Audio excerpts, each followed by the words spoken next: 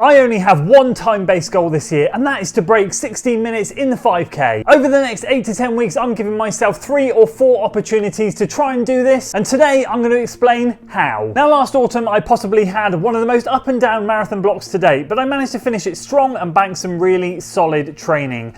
I then moved into a half marathon block after 5 weeks of downtime, and now that's all wrapped up. It's time to jump into one last specific training block before having a summer of big miles and strong training. Now, every year since 2017 on this channel, I've produced a running goals video where I've laid out what I want to achieve in that year of running. Usually it contains multiple time goals across a few different distances, plus a few other extra bits and pieces thrown in here or there. This year is the first year I've omitted to do one. Instead, I'm focusing on becoming a stronger runner all round, aiming to rotate training blocks, do what I want to do, and get faster and stronger across a lot of distances without the pressure of throwing those time goals out there. But of course, there's always something, isn't there? There's always something that we runners have got our eyes on. And for me, as I said, that is the 5K distance. Rewind 3 or 4 years ago and I wouldn't have ever considered this a goal. However, over the last couple of years, I've dipped my toe in the water with 5Ks, knowing that I could do better. It's a distance I avoided. I'm not a massive fan of the pain of a 5K. I'd rather run a marathon all day long. However,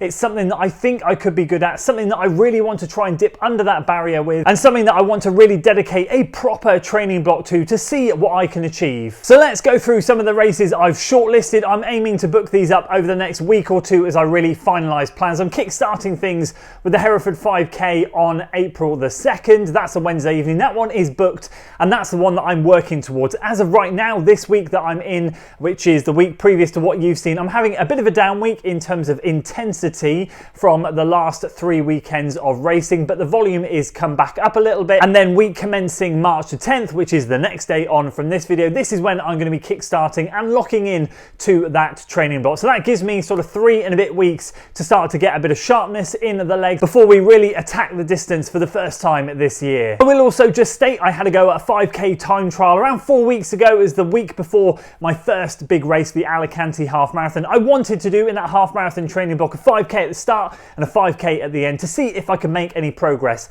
I managed to take my time down from 16:20 to 16:12. Very happy with that indeed, bearing in mind my PB is 16:05. To run it out on my industrial estate, which is a bit lumpy bumpy and not particularly the best road surface, it makes me very happy and feel confident that it's something that is within my grasp. And just before we go further with the list of races, well, hopefully I'll see some of you guys there, I want to take this opportunity to say a massive thanks to Bob and Brad for sponsoring this video. As some of you may know, I'm a big fan of Bob and Brad's massage gun products. I keep one at home and one in the office. In fact, the one in the office is right down here. This is the one that when I go out for a run in the morning and have to get straight up to the office, I will use this when I get in because I haven't got time to do my recovery at home. It has been an absolute godsend and I really enjoy this one. And they've recently sent me the M7 Plus mini massage gun. I took this one to the Newport half marathon with me on the weekend. It fits perfectly in my travel bag. It's basically their incredible massage gun but in a much smaller package. Now, as you can see, I haven't put this away very well, a little bit messy, but it does come with the usual attachments that you expect with massage guns, plus the temperature changing one, which is absolutely fantastic, and of course the charging cable. As you can see, perfect size for taking to those races with you, not like a bigger massage gun. This is something you can take in your race day bag and get that recovery started post-race. Now, a massage gun is something I swear by. It's something that I use almost every day, if not at least after every single hard session. As I said, I've got one at home, one in here, and now I have my travel one. And the beautiful thing about this one is it's only $69.99, and they've very kindly given me a 10% discount code, which would take it down to $62.99. So if you're looking for something that's low cost but high quality, don't forget to check this M7 Plus mini massage gun out from Bob and Brad. I will leave a link in the description below, along with a 10% discount. That means you can pick it up for pretty much 63 quid. And once again, a huge thanks to Bob and Brad for working with me. It's great to be striking up a more long-term partnership with those guys that love using their products. Really appreciate their support. Back to the races. Moving on from the Hereford 5K, I haven't actually got anything else booked at this point, but I've got about 8 races shortlisted. So I'll go through roughly what they are. There are some Bristol Track Club races. The first one actually is only 4 days after the first Hereford one on the 6th.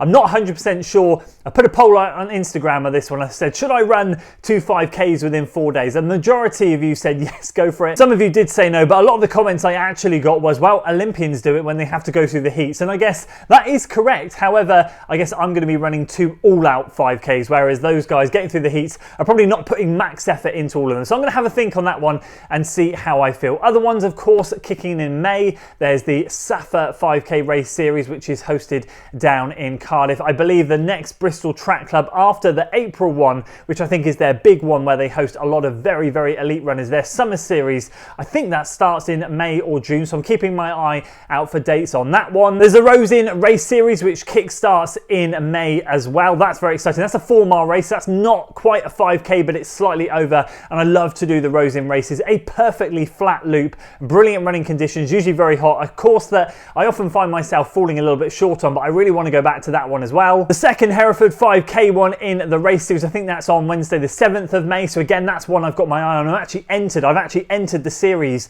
the 3 races which are in April, May and June, so I have an entry into that one. It's just about making sure if I can make it or not. Winding back to April, I think on Saturday the 19th, I believe there's the Top Flight Battersea Park 5k. I'd love to try and get into that one. I think I've got the qualifying time. I've got to run under 33:30 I think for the 10k, so unless stipulations have changed from last year, I might see if I can get myself an entry into that one, all permitting I can get transport down and everything like that. I think the last one on my list was the Cardiff Race for Victory 5k, which is on, I think it was May the 4th, Sunday I think it was, and again that one is a huge 5k race, very, very fast, one that I've wanted to do for a lot of time. To be honest with you, I'm not 100% sure I can do that. I think I've got something on that date, but I have listed it down to see if I can move things around. So the goal here across those sort of 8 races is to be able to whittle it down to 4 of them. The reality is it'll probably be both the Hereford ones, and then I'll see if I can get in something like Battersea Park and then maybe a Safa or the Race for Victory. Those will be the ones, and then the Rosin will be a lovely bonus, but I have given myself some options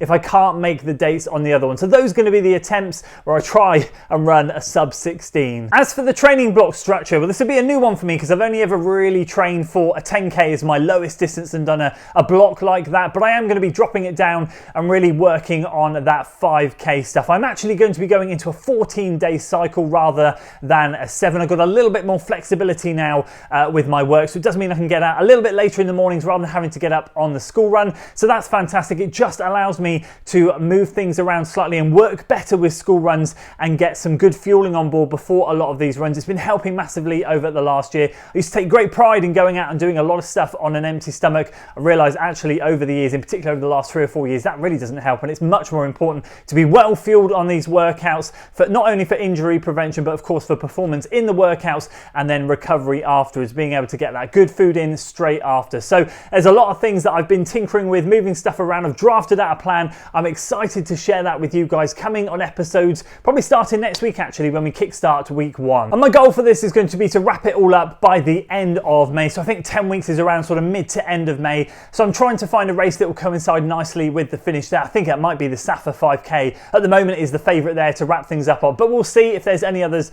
that pop up. Other than that, that's going to be the 5k race series. I'm really excited to lock in and go from there. But what is beyond that leading into the summer? Well, as I mentioned in the intro, I'm looking to just bank a lot of strong, solid mileage in the summer. It's going to be my, let's say, base phase. I always learn every single year that actually racing in the summer is not my strong point, and it takes me right through until about August when I can really string some performances together.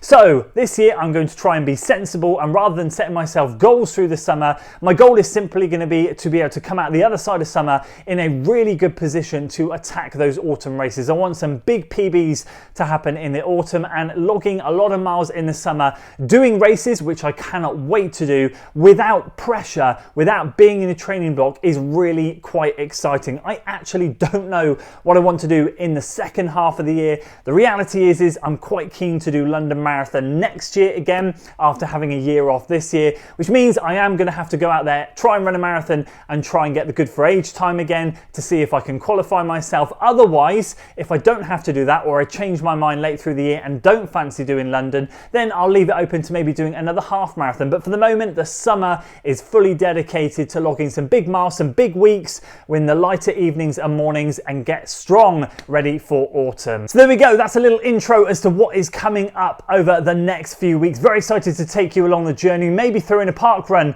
if I can get down there in time. That'd be great to add into the series as well, because to be fair, park run definitely deserves some good airtime, good local events, always good fun. Haven't done one for a couple of years, so that will be great to go and do as well. Other than that, I'm excited to start sharing the journey, bring back the training videos and showcase that build up to hopefully the sub sub 16. And if it doesn't happen in these next 8 to 10 weeks, I will not be giving up. There is plenty of really good 5Ks throughout the summer and into autumn, which I'll be entering the summer. Obviously, I don't hold out much hope being warmer weather, but in the autumn, I'll certainly be dropping into some. The Podium 5K in August at Cardiff will be definitely one I'll consider, and there'll be others later in the year for me to go for it at. So definitely laser focus now for the next 8 to 10 weeks on breaking that 5K. If you're interested in seeing how the last race went, make sure you check out the video up here for the Newport Half Marathon, where I finally beat my half marathon PB by 1 second, or check this race out down here. This was the Bourton 10K, where I was only 11 seconds off my 10K PB, and I'll see you guys over on one of those.